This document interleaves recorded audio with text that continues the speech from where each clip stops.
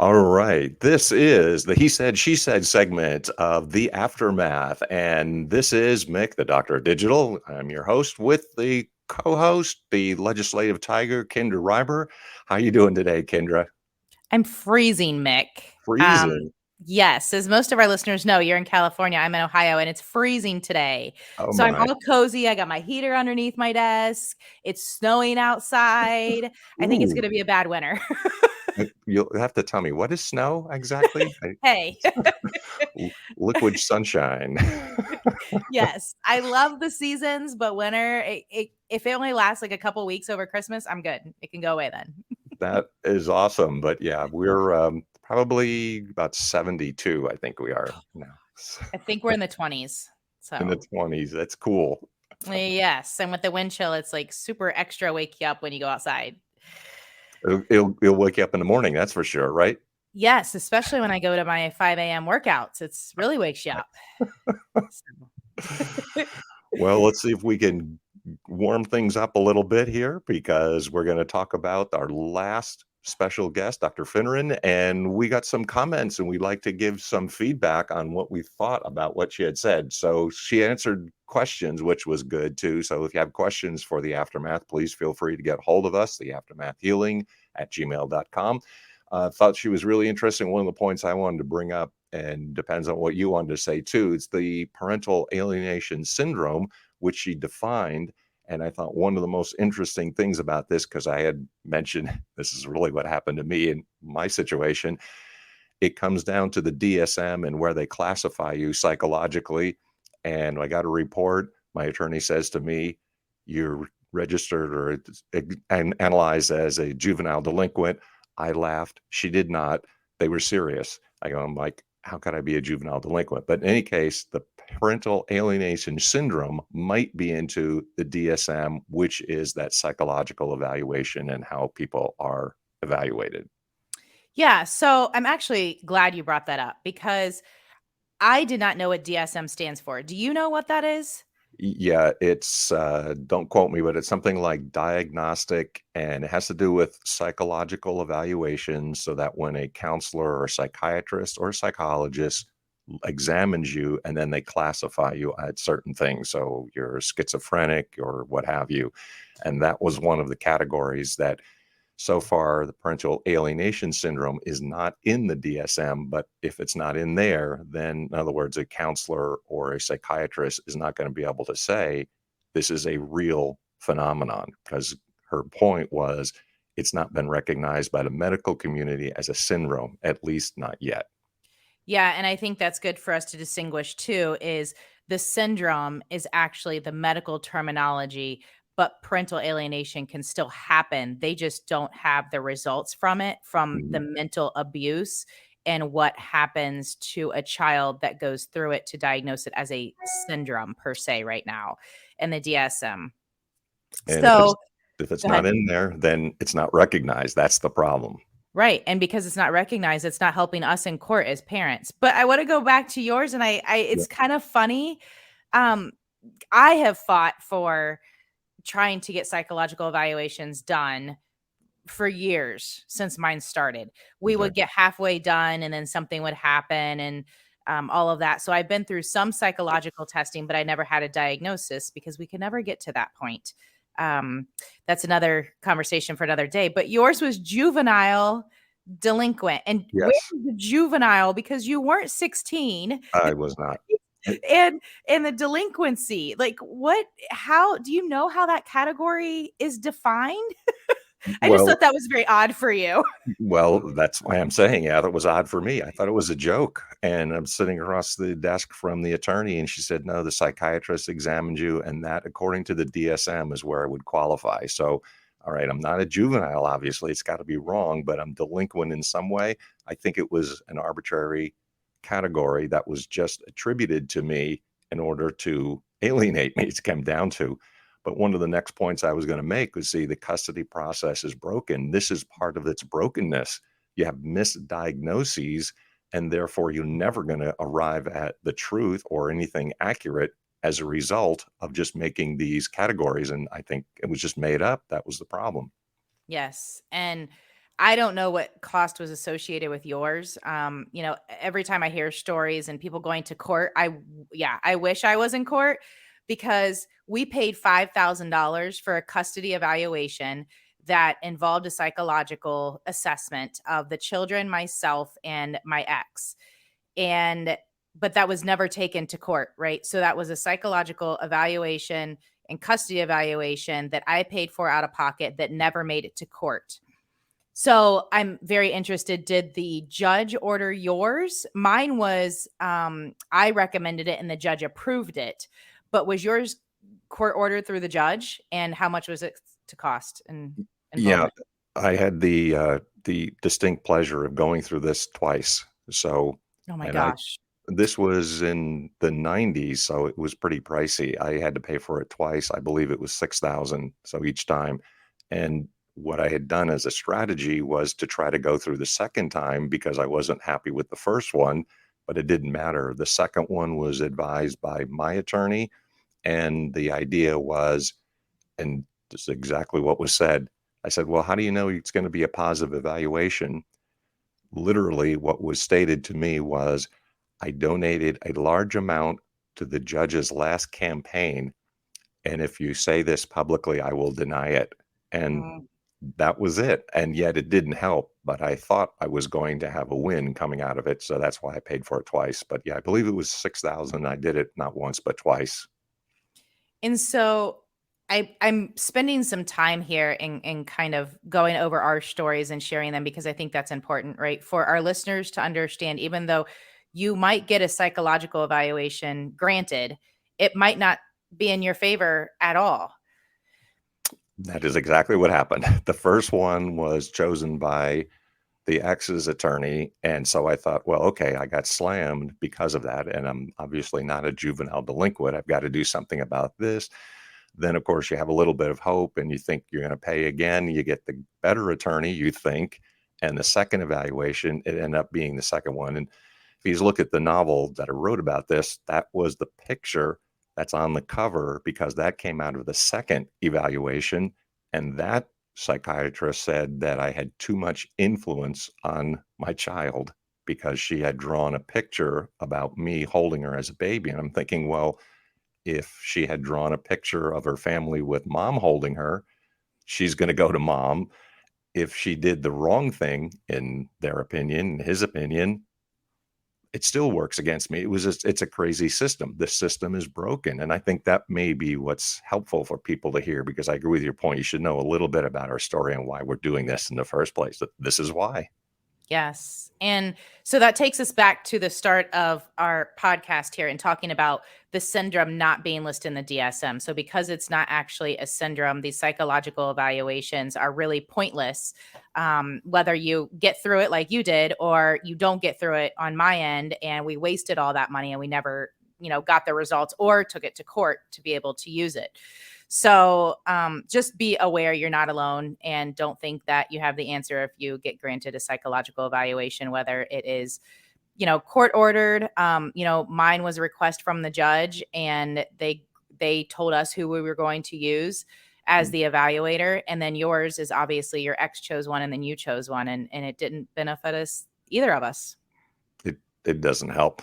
And this is what I think some of the points that Dr. Michelle had said, there are things you need to document. That's another point. But she said, get somebody who is somewhat objective because I ran into just a whole series of people. I found that the counselors could be manipulated as well. And the process itself can be manipulated because one of the points that we talked about in the show was if the person who is the alienating parent continues to alienate, well, that just is a manipulation of the system because then the alienated parent is kept out of the children's lives. Well, then that's the solution as far as the alienator is concerned. I'm going to continue the conflict and I'll keep it going because I'm getting my way. I can manipulate the system. Correct. And I think that's so important for people to understand, even though we might have the facts and they say facts speak to the judges. It really depends on your judge, your magistrate, your GAL. I know my GAL, David Maceros, that is known in Dayton, and then the judge, which is Denise cross, neither one of them looked at the facts. They were manipulated by Mhm. the alienator. And I'm calling them out because they are people that are supposed to be servicing the community and they're not doing it justice. And I think it's because they're not looking at the facts. They're just allowing themselves to be manipulated by that parent. And that's where saying trying to come up with a solution. Again, I said, all right, how about if you give me 100% legal and physical custody, especially physical, because mom had taken off with the child more than once. I never did. So I said, well, look at the evidence. I'm not taking the child away. Mom can have her anytime she wants. Just, make some sort of reasonable accommodation and we're fine. And the system says, the people involved says, no, we're not going to do that because they want to continue the conflict because everyone in this system is making money. So if you're calling people out, they go, yeah, because let's name these folks because they are not doing their job.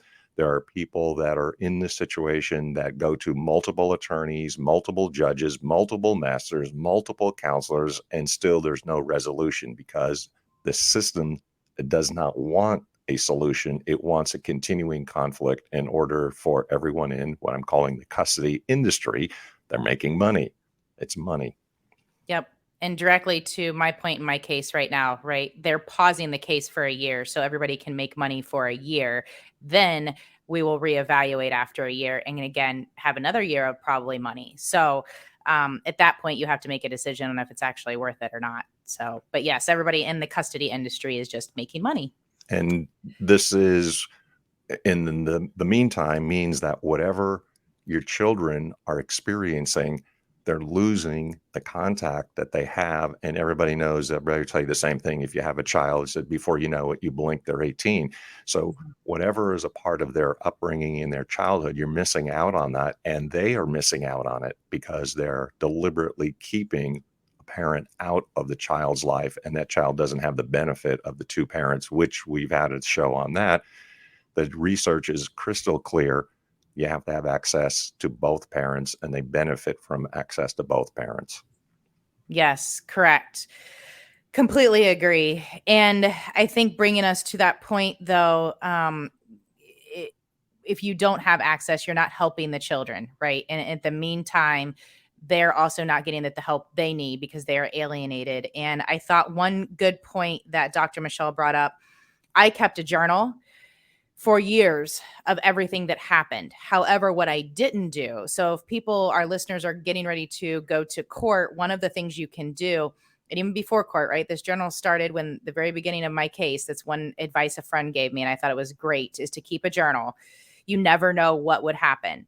But actually identifying the behaviors and the patterns of your children, especially when they're coming back from the other return, when they're returning from the other parent that's alienating, doing the alienating. What are their behaviors? How are they acting? And I think even more than just a journal is trying to capture it in video. Whether you have cameras up within your house, whether you have cameras outside, whether you capture it, on your phone, having video evidence of their behaviors is absolutely so important to have in court.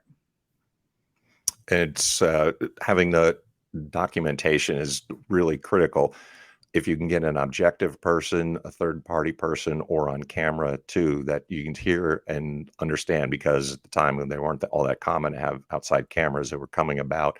But yes, it would have been crazy to catch some of the wild things that happen at the switchover times because it was crazy and wild. I had the car up on the lawn, drove the car up on the lawn, took the child. I'm like, folks, that would have been a great to have on camera and say, I'm trying to explain to you, this person is not quite there. There's something mentally wrong, which Mhm. I could see and observe. But as one of those conflicting parents, they're interpreting me as making these things up or making these stories up, which was not, in fact, true because it did actually happen. I just wish I had it on tape. Yes. Yes, I agree. So, anything else you have, Mick, from Dr. Michelle you want to bring up? I had other things I wondered if you were going to mention because one of the questions was the different behaviors that happen based on what the person is going through. So there's mental health issues, there are basic child behaviors, depression, anxiety. Then there was a second category, behavioral issues. impulsive, delinquent behavior. Third was academic issues, risk-taking, chemical, sexually active early. I mean, there are certain phenomena that are associated with this syndrome, which I think you got to recognize it is a syndrome, and these are things to contend with. Plus, also a valid point that she made was, if not resolved, of course, these things are going to crop up as adults. And then, therefore, if they are not resolved and taken care of as a child, they're going to come back up. So for the child who is in this situation, they also need to be aware of it and attempt to take care of it themselves, or it's going to trouble them in life. Yes. And I think that's so sad because I don't think the children get the help they need and might turn to substance abuse or whatever it might be. And when they do that, I don't know if they have a full understanding of why they're doing that and the history connected to it. So I think it's things that we need to be aware of as parents if our children are going through a divorce with us, and be aware and looking for those behaviors. Good point, Mick. The positive thing, if anything, is the fact that if the person has been alienated, that sometimes the court will take that in consideration and provide the alienated parent more time. So that was a point that you made, and that's a hopeful one. That, yeah, I'd like that to happen if you have the documentation, if you have evidence that's on tape or things of that nature. So that all is very helpful as well to know. Yes, I think the main point there is get into court if you can. That's been my frustration. But then other people say they get into court and it goes the wrong way, and they're, it's not seen. And again, that brings us back, Mick, to the whole point. The system's broken, and that's why we're doing this. And another hopeful point, again, to say what you can do, because we want to give the healing and the helpful points as well, is that people should look for a support group. And I know what happens for most of us, because you get a crazy and wild story and that's all you seem to talk about. You're in pain because you're missing your children. And so friends and family tend to tune you out. But it's really important to find some type of support group who is going to accept the fact that you're saying things, that you are in pain, and that a lot of people will tend to tune you out because you're like a broken record. You keep saying the same thing. However, because of your situation is ongoing and it is not resolved quickly, you are going to be in this situation for a considerable amount of time.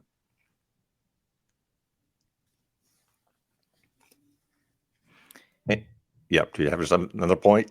Nope. I was looking at my notes. I think we touched on all of them. Okay, because the only thing is, if we're going to kind of wrap up, we got to make sure that everyone identifies you and knows that you're the legislative tiger. So I appreciate you calling people out. And that's what I'm calling you, because the person who's in this situation and can do something about it, that is really awesome.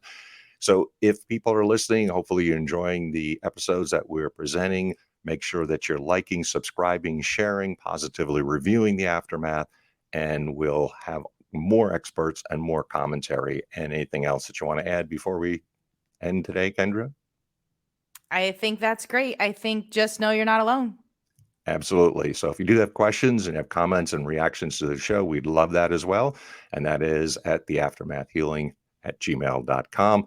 Until next time, Dr. A Digital Mick and the legislative tiger Kindra, we'll see you next time. See you next time.